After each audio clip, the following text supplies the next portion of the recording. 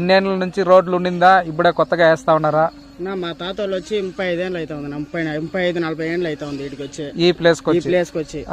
నేను పుట్టలేదు ఇటుకి వచ్చినప్పుడు. ఓకే. నేను వచ్చి 15 ఏళ్ళకి నేను పుట్టినాను ఇడొచ్చి. మీ తాత వాళ్ళు ఇక్కడికి వచ్చిన 15 ఏళ్ళకి నేను పుట్టినాను. ఓకే. 35 ఏళ్ళుగా ఎమ్మెల్యేగా టీడీపీ గవర్నమెంట్ ఉంది మా ఊర్లో. కానీ మాకు రోడ్డు లేదు, మమ్మల్ని పట్టించుకునే వాళ్ళు నాదోడు ఎవరు లేదు. వైఎస్ఆర్సీపీ వచ్చినాక ఇప్పుడు సీసీ రోడ్ వేస్తా ఉన్నారు, నీళ్లు సౌకర్యం లేకుండా ఉండే. యా గవర్నమెంట్ అడిగినా ఆ గుట్టుకి ఎవరు వేస్తారులే, ఆ గుట్టుకి ఎవరు వేసాక అయ్యలేదు, మీరెవరు మాకు మమ్మల్ని పట్టించుకునేది అనేసి గమనైపోయినారు.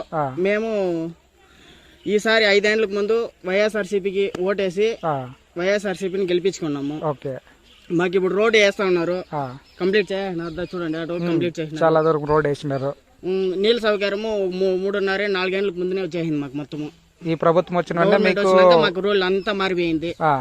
దానికి ముందు మేము ఏమన్నా టీడీపీ వాళ్ళని అడిగకపోతే మీరు ఆ గుట్లో ఉండారు, మిమ్మల్ని ఎవరు పట్టించుకోకుండా ఉండ్రి. 35 ఏళ్ళకి ఎమ్మెల్యేగా గెలుస్తా ఉన్నాడు నారా చంద్రబాబు నాయుడు గారు. కుప్పంలో 35 ఏళ్ళకి ఎమ్మెల్యేగా ఇచ్చేసినారు.